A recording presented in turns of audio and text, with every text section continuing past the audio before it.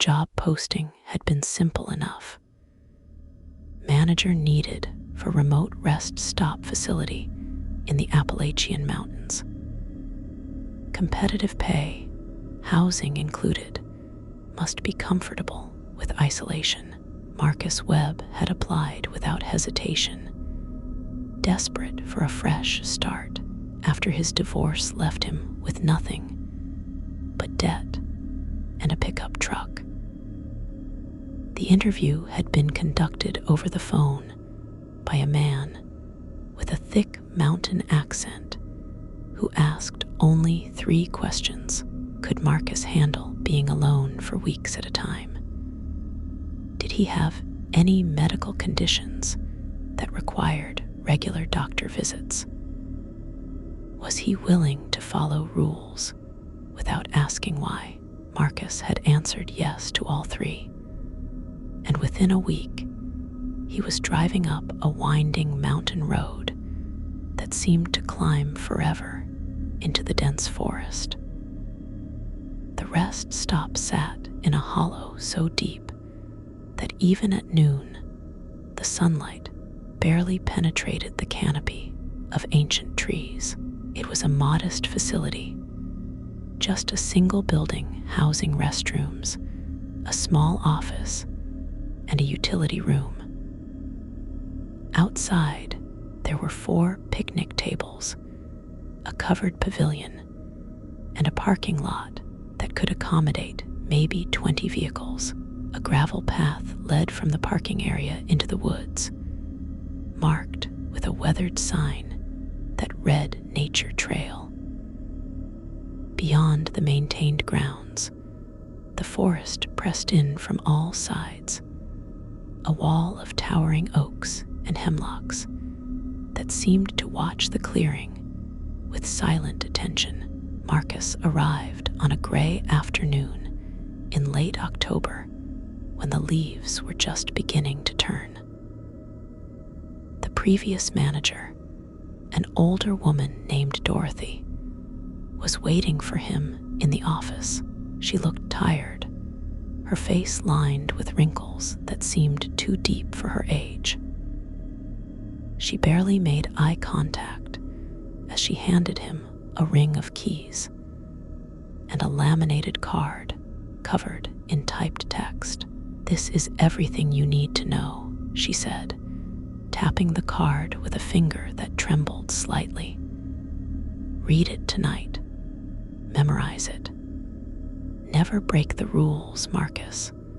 Not even once." Before he could ask what she meant, Dorothy was heading for the door. She paused at the threshold and turned back, her eyes finally meeting his.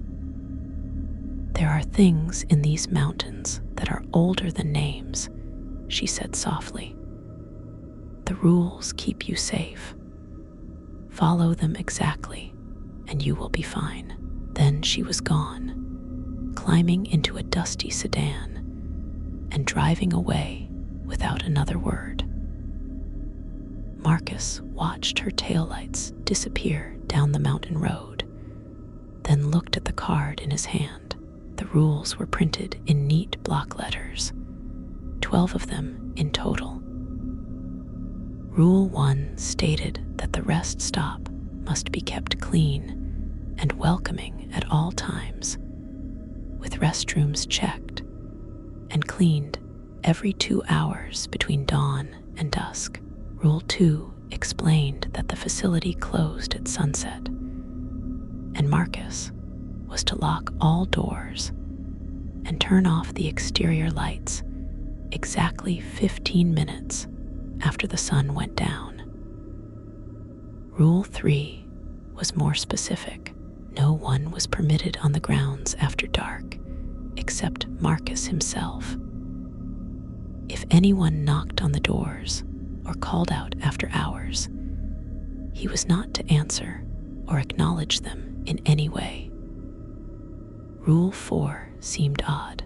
If Marcus heard singing coming from the woods at night, he was to go into the office, close all blinds, and play the radio loud enough to drown out the sound. He was not to listen to the words of the songs. Rule 5 stated that the nature trail was closed after dark, and the chain barrier at the trailhead must be secured before sunset. Rule 6 was emphatic.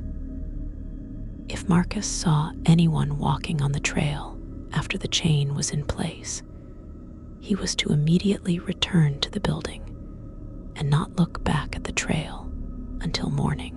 Rule 7 instructed that any animals found on the grounds during the day should be left alone unless they appeared injured.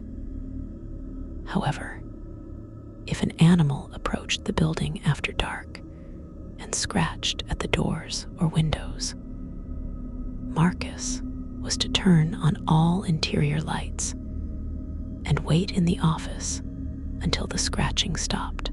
He was not to look at the animal or attempt to identify what kind it was. Rule 8 stated that if the phone in the office rang between midnight and 4 in the morning, Marcus should answer it, but not speak first. He was to wait for the caller to speak and only respond if the voice sounded human. Rule 9 was straightforward. All trash must be secured in the dumpster behind the building before sunset, and the dumpster lid must be chained closed. Never open the dumpster after dark, even if something inside is making noise. Rule 10 warned that sometimes visitors would arrive just before sunset and ask if they could stay in the parking lot overnight. Marcus was to politely decline and explain that the facility closed at sunset with no exceptions. He was not to feel sorry for them, even if they seemed desperate or afraid.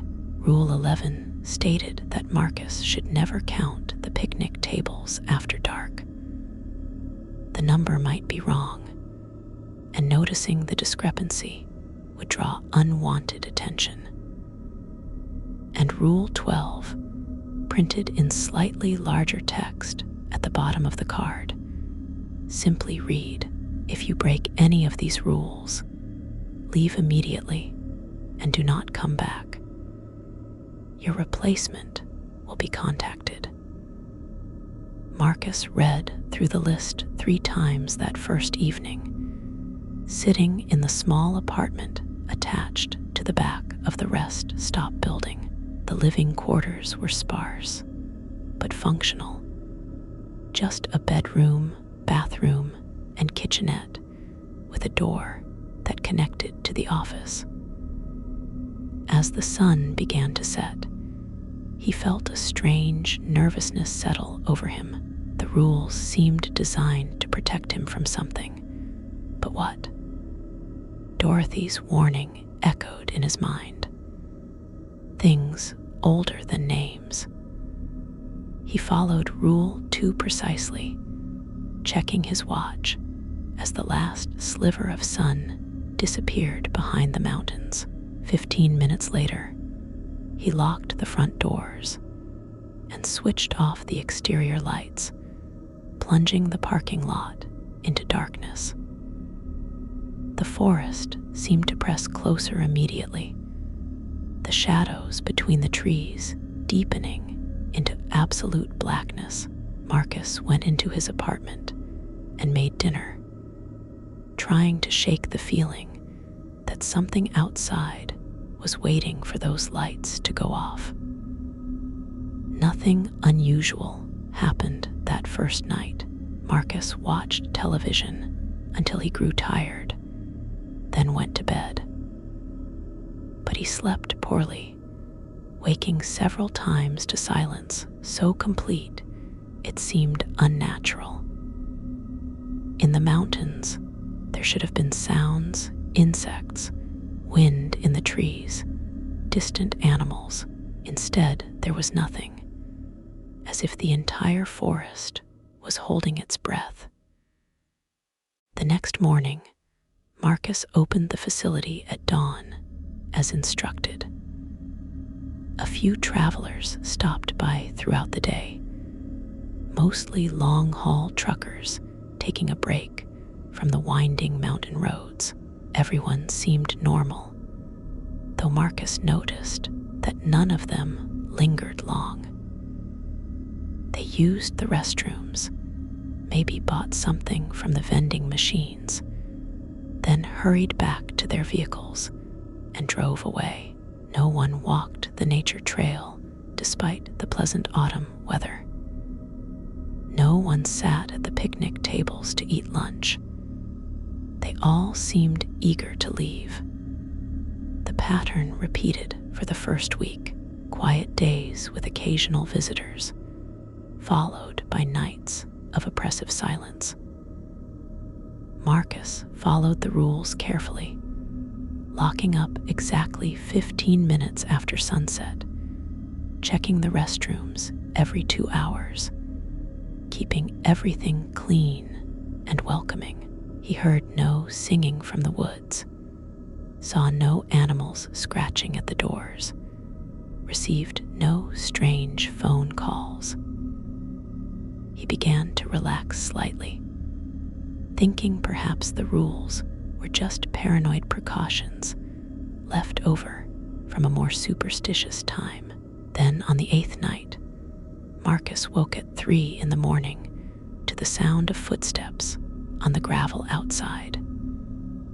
Slow, deliberate footsteps circling the building. He lay in bed, holding his breath, remembering Rule 3, do not acknowledge anyone on the grounds after dark. The footsteps continued for several minutes, then stopped directly outside his bedroom window. Marcus could hear breathing, slow and deep, just on the other side of the thin glass. Every instinct screamed at him to look, to peek through the curtains and see what was out there. But he remembered Dorothy's face, the fear in her eyes, and he forced himself to stay still. After what felt like hours, but was probably only minutes, the footsteps moved away, crunching across the gravel toward the nature trail. Then silence returned. In the morning, Marcus found tracks in the gravel. They looked like human footprints at first glance, but something was wrong with them. They were too long, the toes spread too wide, and in places the impressions were too deep, as if whatever made them was far heavier than a person should be. The tracks circled the building 3 times before heading toward the trail. Marcus got the rake from the utility room and smoothed out the gravel, eliminating the prints. He did not want visitors asking questions. The singing started 2 nights later. Marcus was reading in the office around 11 when he heard it, a woman's voice drifting from the forest. The melody was beautiful, haunting, like an old folk song from centuries past. He could not quite make out the words, but something about the tune made him deeply sad, filled with a longing for something he could not name. He found himself walking toward the door, hand reaching for the lock, before he caught himself. Rule 4, do not listen to the words. He ran to the radio and cranked the volume, letting country music blast through the office until the singing was drowned out. He kept the radio loud for 3 hours until the feeling of compulsion finally faded. The animals came next. It started with birds during the day, crows mostly, gathering in unusual numbers in the trees around the clearing. They watched the rest stop with black eyes, silent and still, sometimes 30 or 40 of them perched in a single tree. Travelers commented on it, nervous jokes about Hitchcock movies, but they always left quickly. Then, one evening, just after Marcus locked up for the night, something began scratching at the office door. It sounded large, claws scraping against metal. Marcus turned on all the interior lights, as Rule 7 instructed, and retreated to his apartment. The scratching continued for over an hour, rhythmic and insistent. He never looked through the window to see what was making the sound. When morning came, deep gouges marked the door. 4 parallel lines scraped through the paint and into the metal beneath. Marcus filed them down and repainted the door, trying not to think about what kind of claws could cut through steel. The phone rang at 2:30 in the morning on a Tuesday. Marcus jerked awake and stumbled into the office, his heart pounding. He picked up the receiver and waited, saying nothing as Rule 8 instructed. For a long moment, there was only silence on the line. Then a voice spoke, slow and slurred, as if the speaker's mouth was the wrong shape for words. "Are you the new keeper?" It sounded like a man, but there was something fundamentally wrong with the voice, a quality that made Marcus's skin crawl. He swallowed hard and forced himself to answer. "Yes, I am the manager here." There was a sound that might have been laughter, wet and bubbling. "Good," the voice said. "The last keeper left too soon. We hope you will stay longer." Then the line went dead. Marcus did not sleep the rest of that night.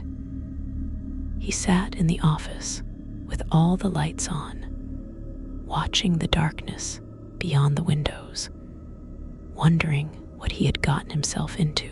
But when morning came and travelers began arriving, everything seemed normal again. The sun was shining, birds were singing ordinary songs, and the forest looked like any other stretch of Appalachian wilderness. Marcus cleaned the restrooms, restocked the paper towels, swept the floors.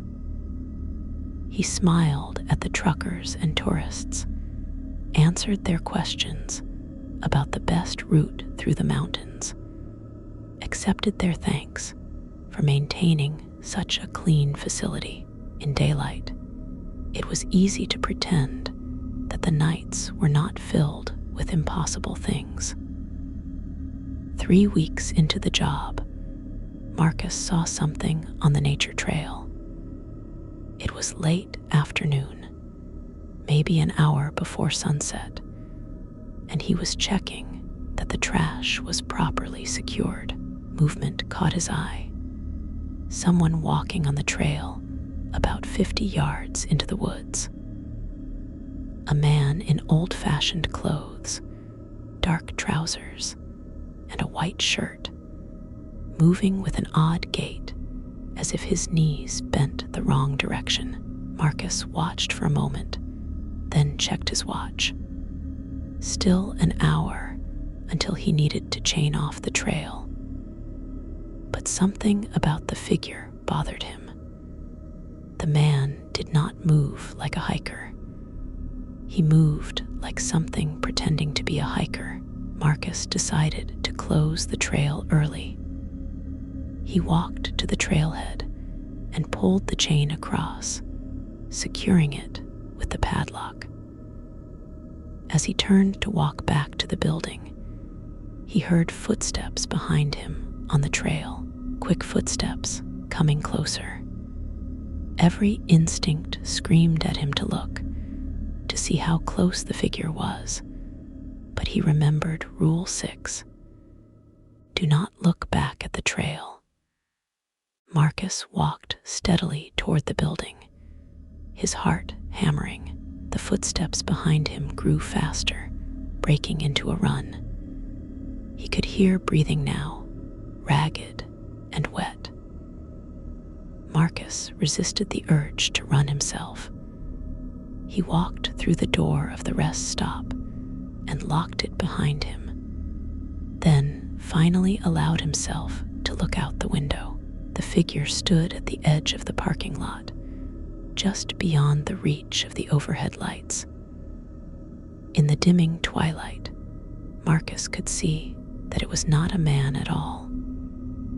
It was tall, far too tall, and its proportions were all wrong. The arms hung too low. The head was tilted at an unnatural angle, and where the face should be, there was only smooth, pale skin. No eyes, no mouth, nothing. It stood completely still for several minutes, then turned and walked back into the forest with that same odd, wrong-jointed gait. That night, Marcus dreamed of the forest, of walking the nature trail deeper and deeper into the mountains. In the dream, the trees were moving, their branches reaching down like arms, and voices were calling his name from the shadows. "Wake up, Marcus," they whispered. "Come out and play." He woke in a cold sweat, disoriented, and realized someone was knocking on the door. Slow, deliberate knocks, patient and persistent. He checked the clock. 3 in the morning. Rule 3, do not acknowledge anyone after dark. Marcus pulled his pillow over his head and tried to block out the sound. The knocking continued for over an hour. The next morning, he found a gift on the doorstep, a small bundle of wildflowers, tied with a piece of what looked like human hair. Marcus kicked it into the woods without touching it, then scrubbed the doorstep with bleach. A family arrived one evening just 10 minutes before sunset, a mother, father, and 2 young children in a minivan with a flat tire. The father explained they had been trying to make it down the mountain before dark, but the tire had blown out a mile back. They had limped to the rest stop on the spare, but it was almost flat too. Could they please stay in the parking lot overnight and change the tire properly in the morning? The mother looked exhausted. The children were scared, and every human impulse in Marcus wanted to say yes. But he remembered Rule 10. No exceptions. Politely decline even if they seem desperate. "I am sorry," Marcus said, keeping his voice gentle but firm. "The facility closes at sunset.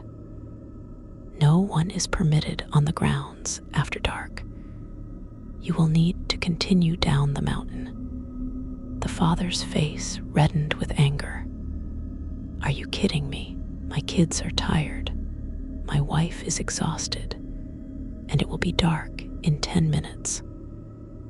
You want us to drive on a half-flat tire down these roads at night?" Marcus felt terrible, but he held his ground. "There is a town about 15 miles down. You should be able to make it if you go now. I am very sorry, but these are the rules." The family left, the father cursing under his breath, the mother gathering the children with tears in her eyes. Marcus watched them drive away and felt like the worst person alive. But as the sun set and he locked up the facility, he heard something in the woods. Laughter, high and cruel, echoing from the trees. "You chose well, keeper," a voice called from the darkness. "You learn quickly." Marcus closed all the blinds and did not look outside for the rest of the night. He called his sister the next day, needing to hear a normal human voice. She asked how the new job was going, and Marcus almost told her everything. But what would he say? That things walked in the forest at night, pretending to be human. That he heard voices calling from the trees, that something had left him flowers tied with hair. She would think he had lost his mind. So he lied and said everything was fine, just quiet, a bit lonely, but the pay was good. After he hung up, Marcus realized how isolated he truly was. The nearest town was 30 miles away. His phone barely had signal, and no one even knew exactly where this rest stop was located. He was alone in the mountains with whatever lived in these woods. The scratching at the windows became a nightly occurrence. Sometimes it sounded like branches scraping the glass, other times like fingernails or claws. Marcus learned to ignore it, keeping the lights on and the blinds closed until morning. The phone rang almost every night between midnight and 4, and he learned to recognize the wrong voices. They asked questions in those wet, slurred tones.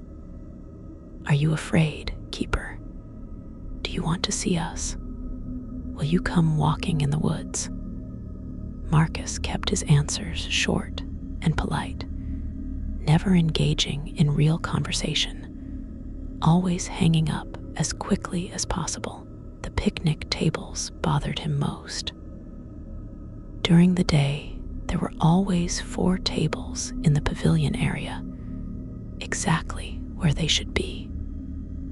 But sometimes at night, when Marcus forgot himself and glanced out the window, there seemed to be more of them, 5 tables or 6 or 7, arranged in patterns that hurt his eyes to look at.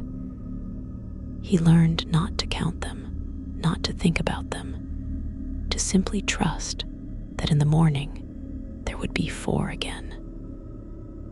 November arrived with early snow. The traffic through the rest stop decreased to a trickle, sometimes whole days with no visitors at all. Marcus found the isolation easier in some ways. Fewer people meant fewer explanations, less pretending that everything was normal, but it also meant longer hours with nothing to do but listen to the forest and wonder what was out there watching him. The singing grew more frequent, multiple voices now, harmonizing in melodies that made him ache with inexplicable grief. He kept the radio on almost constantly after dark. One morning, Marcus found tracks in the fresh snow, dozens of them, circling the building in a spiral pattern that grew tighter and tighter until they ended right at the door. The prints looked almost human, but the toes were too long, and there were too many of them, 6 on each foot instead of 5. Marcus shoveled snow over them and tried not to think about how many of the things there must be, or how close they had come while he slept. The nature trail attracted more of them now.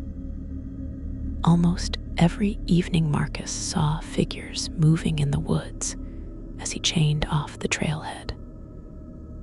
Sometimes they looked almost human, travelers in ordinary clothes.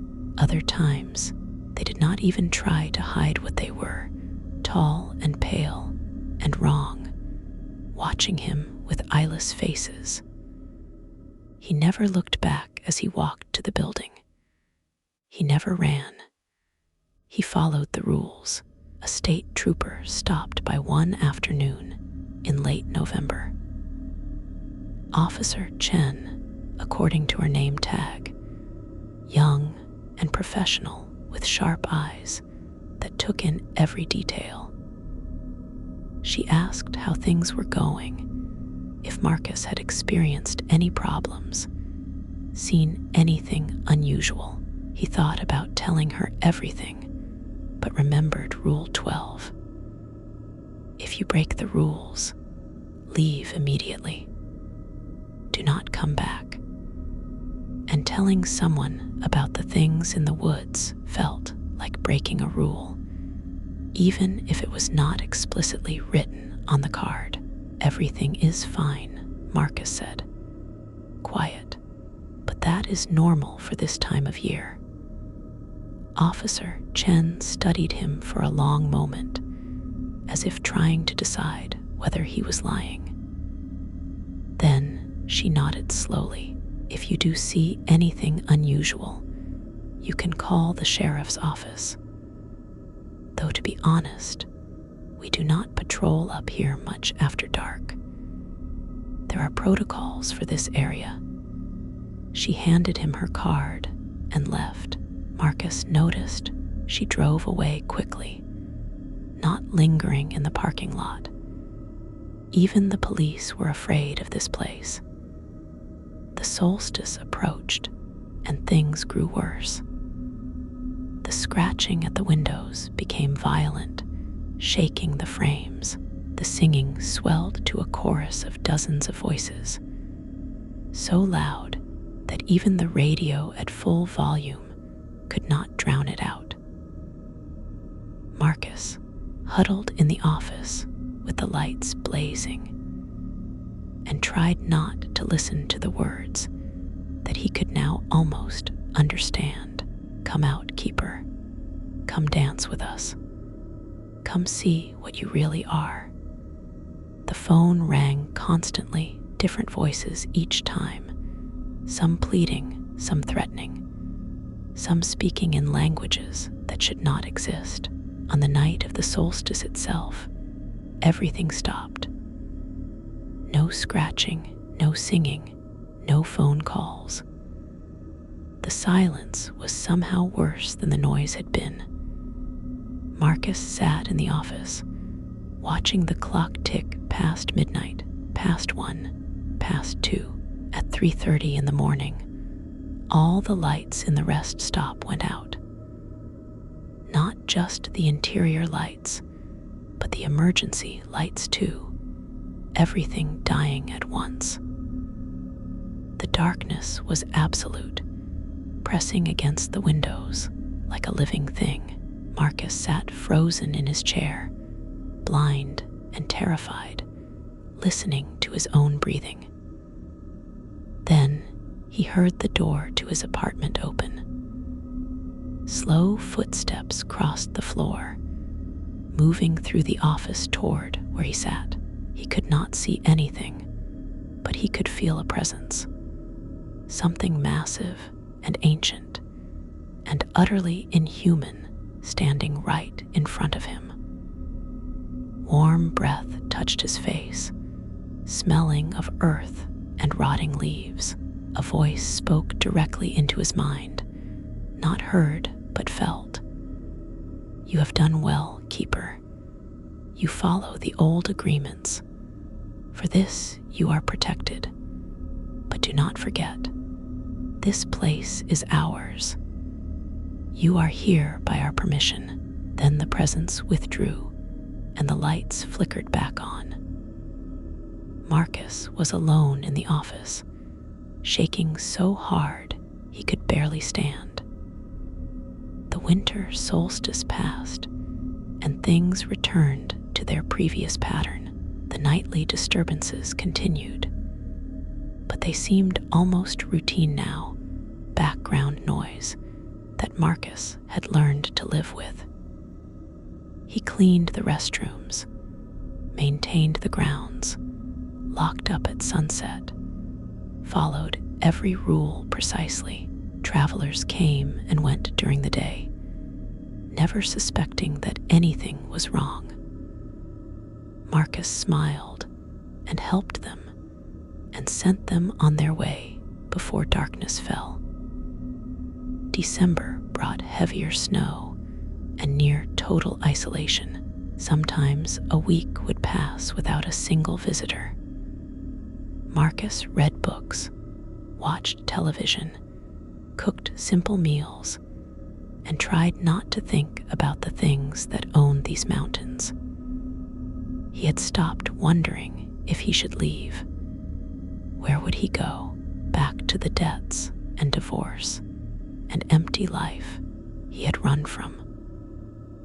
At least here he had a purpose, even if that purpose was simply to maintain a boundary between the human world and whatever existed in the deep forest. On Christmas Eve, a delivery truck brought supplies and a small package addressed to Marcus. Inside was a card from Dorothy, the previous manager. The note was brief. You have survived longer than most. The first winter is the hardest. Remember that the rules exist for a reason. They keep you safe, but they also keep them satisfied. Do not break the agreements. Do not seek to understand. Just follow the rules and you will live. There was no return address. Marcus spent Christmas alone, eating a frozen dinner and watching old movies. Around midnight, he heard singing from the woods, but this time the melody was almost gentle, a lullaby or a hymn. He listened for a moment before turning on the radio, and for just a second, he could have sworn the words were in English. Sleep well, keeper. You are ours now.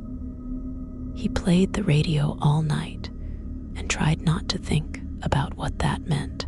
January arrived with brutal cold and ice storms that knocked out power for days at a time. Marcus ran the backup generator and huddled by a space heater, wondering if he would freeze, but the scratching at the windows seemed to keep away some of the cold, as if the things outside were sharing their heat. He had stopped being afraid of them, or at least he had learned to live with the fear. They were part of the job now, as routine as cleaning toilets or emptying trash. The phone calls changed in January. The voices still sounded wrong, but they had stopped asking questions. Now they simply talked, rambling monologues about the forest and the mountains and the things that had lived here before humans came. Marcus listened politely and said little, fulfilling his obligation under Rule 8 without engaging. One night, a voice told him about the deep places beneath the mountains where things older than mankind slept and dreamed. Another night, a different voice described the agreements that had been made centuries ago when the first roads were cut through these hills. We do not trouble you, the voice explained, and you do not trouble us. The rest stops are neutral ground, places where your kind and our kind can coexist without conflict. But only if the rules are followed. February brought a thaw, and with it more traffic. Travelers seemed surprised to find the rest stops still open, still clean and maintained. Marcus smiled and made small talk and sent them on their way before sunset. A few people commented that he looked thin, worn down.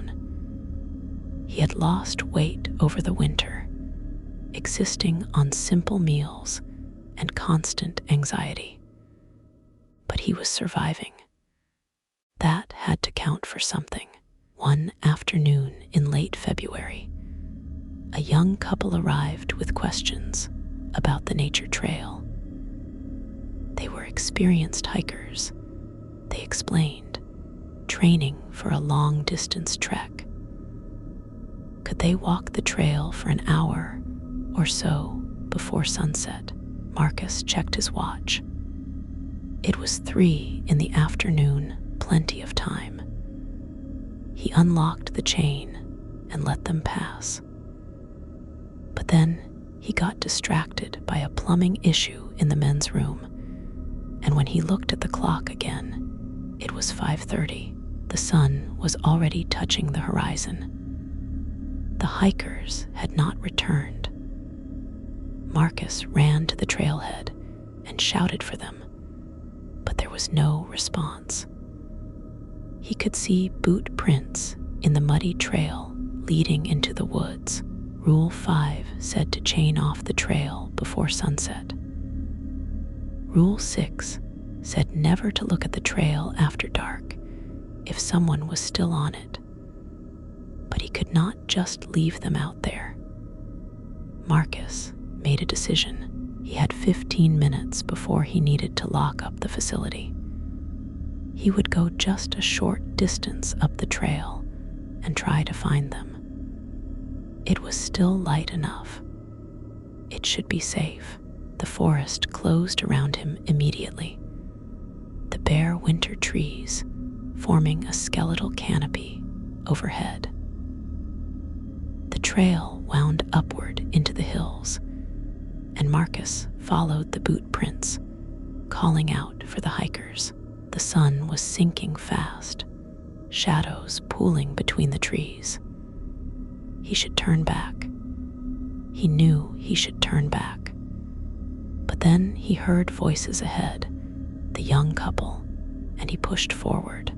He found them in a small clearing about a quarter mile up the trail. They were standing very still, looking at something Marcus could not quite see. Their faces were blank, expressions empty. Marcus grabbed the woman's arm. "We need to go," he said urgently. "Right now." She did not respond, did not even look at him. Her eyes were fixed on something at the edge of the clearing. Marcus turned to look and saw them, figures in the trees, dozens of them, tall and pale and motionless, watching. He understood then what the couple was seeing. The figures were beautiful in a terrible way, perfect and inhuman, and looking at them made Marcus want to walk toward them, to join them, to become part of the forest forever. With enormous effort, he tore his gaze away. He grabbed both hikers and physically dragged them back down the trail. They did not resist, but they did not help either.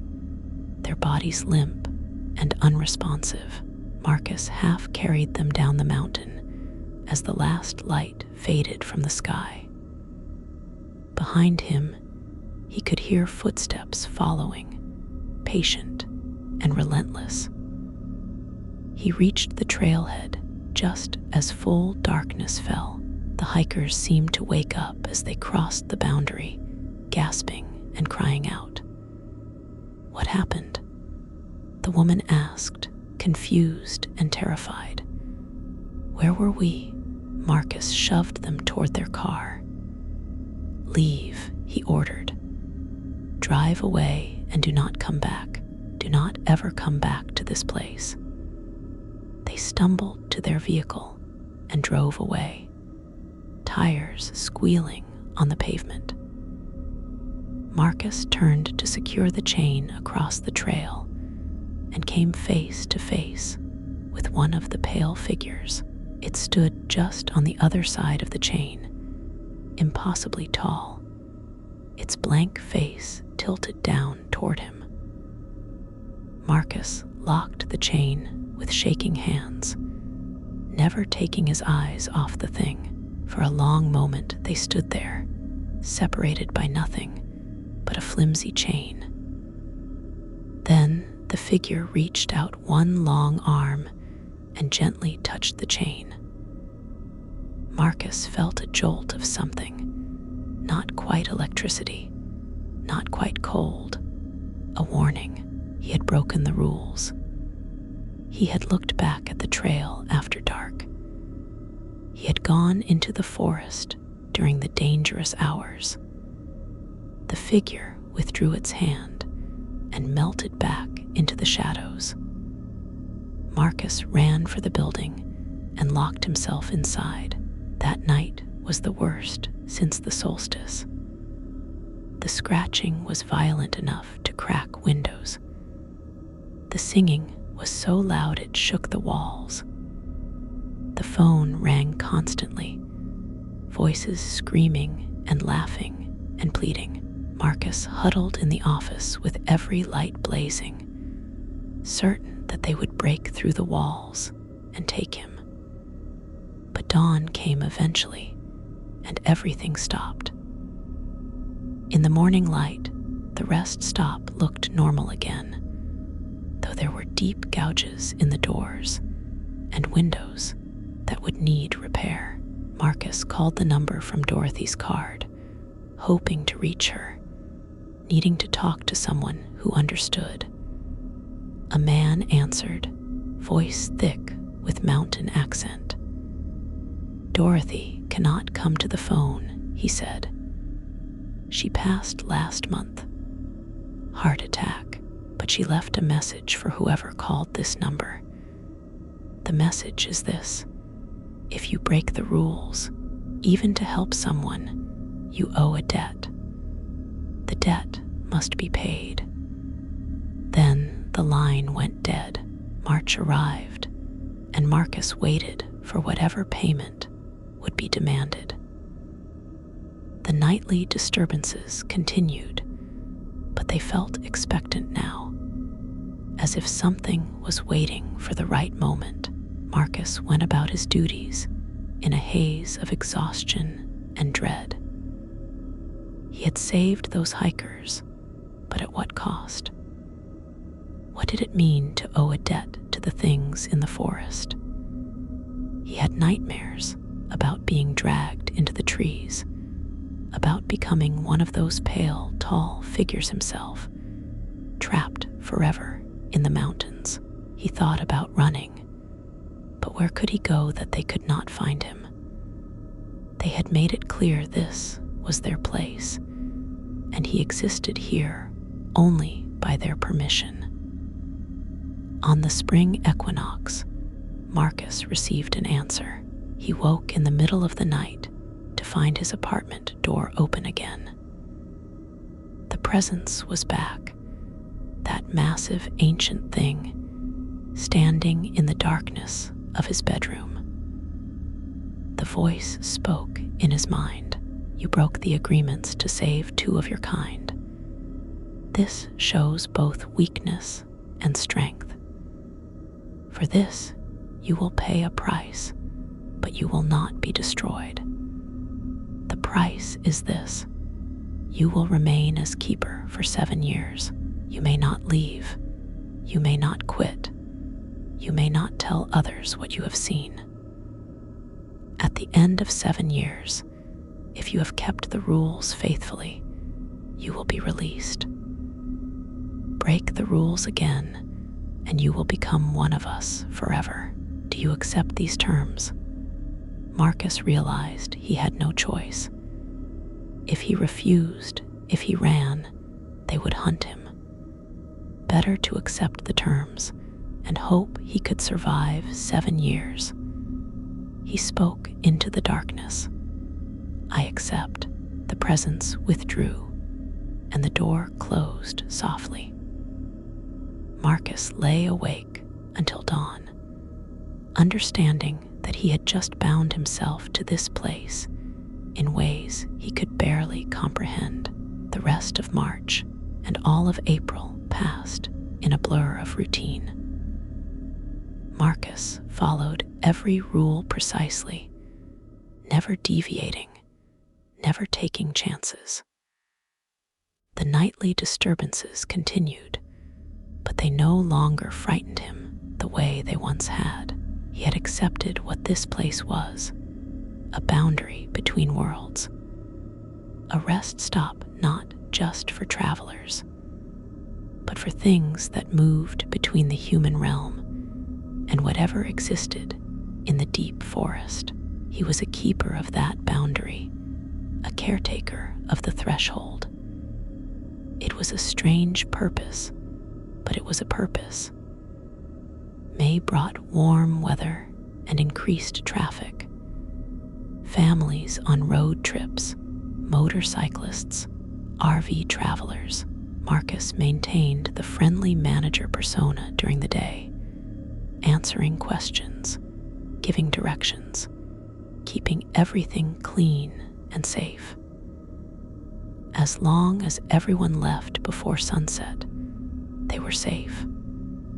That was his job: keep people safe during the day and keep the agreements with the forest at night. He could do this for 7 years. He had to. Summer arrived with thick humidity and thunderstorms that rolled through the mountains like artillery fire. The forest was lush and green, beautiful in the daylight, hiding its true nature behind leaves and flowers. Marcus tended the grounds, repaired the constant damage from nightly visits, and waited 4 years and 8 months left on his contract. He marked the days on a calendar hidden in his bedroom. A journalist stopped by in July, writing an article about remote rest stops. She asked Marcus questions about his work, his life, what it was like to be so isolated. He gave her bland answers about the peace and quiet, the satisfaction of keeping a necessary service running. She took photos and thanked him and left before sunset. When her article was published online a few weeks later, Marcus barely recognized himself in her description: a friendly manager who seems content with his solitary life in the mountains. If she had stayed after dark, she would have written a very different story. August brought a drought, and with it fire danger. The forest rangers posted warnings, and Marcus kept fire extinguishers ready. But he was not worried about accidental fires. The things in the woods would never let their domain burn. They were part of the forest, older than the trees, and they would protect what was theirs. Sure enough, when lightning started a small fire on a ridge above the rest stop, Marcus woke to find it already extinguished. Footprints in the ash showed where the tall figures had walked, patting out flames with their long hands. Fall returned, and with it, the anniversary of Marcus's arrival. 1 full year in the mountains. He had survived the learning curve, the first terrible winter, the breaking of rules, and the price paid. 6 years remained. On the anniversary night, the singing from the forest was different. It sounded almost congratulatory, a celebration of his survival. Marcus listened for a moment before turning on the radio, and just before the music drowned it out, he could have sworn he heard his name in the melody, not threatening, just acknowledging. He was part of this place now, woven into the agreements and obligations that held the boundary between worlds. The second winter was easier than the first. Marcus knew what to expect now, understood the patterns and rhythms of this strange existence. The scratching, the singing, the phone calls. They were part of the job. He even began to recognize individual voices on the phone, though he never asked their names or what they were. They talked about the forest, about time and seasons, and the slow turning of years. Marcus listened and responded politely and hung up when appropriate. Professional courtesy between keeper and kept. Years passed in a rhythm of seasons and rules. Travelers came and went, never knowing what walked in the forest after dark. Marcus maintained the boundary, followed the agreements, counted down the days. He grew lean and weather-worn, his hair going gray despite being only in his 30s. The isolation changed him in ways he did not fully understand. He found it harder to make small talk with visitors, harder to remember what normal life had been like. The rest stop, and the forest and the things that moved between them became his entire world. In his 5th year, Marcus stopped dreaming of leaving. Where would he go? What would he do? This was his purpose now, his role in an agreement older than the roads themselves. He was the keeper, the guardian of the threshold. He followed the rules not out of fear anymore, but out of understanding. The rules kept everyone safe, human and other, maintaining a balance that was necessary and right. On the final night of his 7 years, Marcus sat in the office and waited.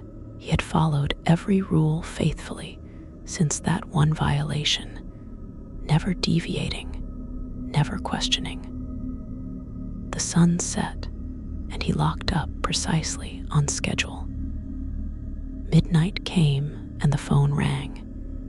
He answered as always. "This is the keeper," he said. The voice on the other end sounded almost sad. "Your term is complete. You have fulfilled the agreements. At dawn, you are free to leave. Another will come to take your place. We release you from your obligations." Marcus thanked the voice and hung up. He sat in the office all night, watching the darkness beyond the windows, listening to the familiar sounds of scratching and singing. At dawn, everything fell silent. A car arrived mid-morning carrying a young man who looked nervous and hopeful. Marcus recognized that expression. He had worn it himself 7 years ago. He handed over the keys and the laminated rule card. The new keeper read through the rules with wide eyes. "Is this serious?" he asked. "Are these real?" Marcus met his gaze steadily. "Follow the rules exactly. Never break them.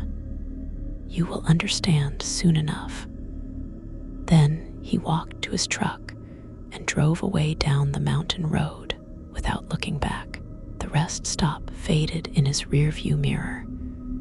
That isolated clearing in the deep forest, where things older than names kept their agreements with the modern world.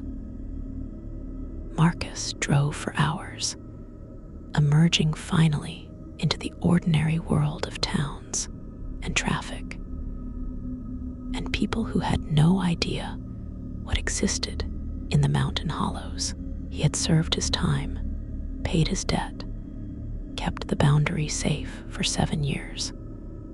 He was free, but part of him would always remain in that clearing, listening to the singing from the trees, understanding finally that some places exist between worlds and someone must stand guard at the threshold.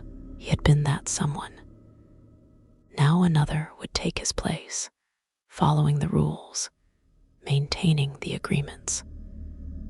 And in the deep forest of the Appalachian Mountains, the ancient things would continue their patient watching, waiting for the next keeper who would learn what it meant to manage the boundary between what is known and what must never be fully understood.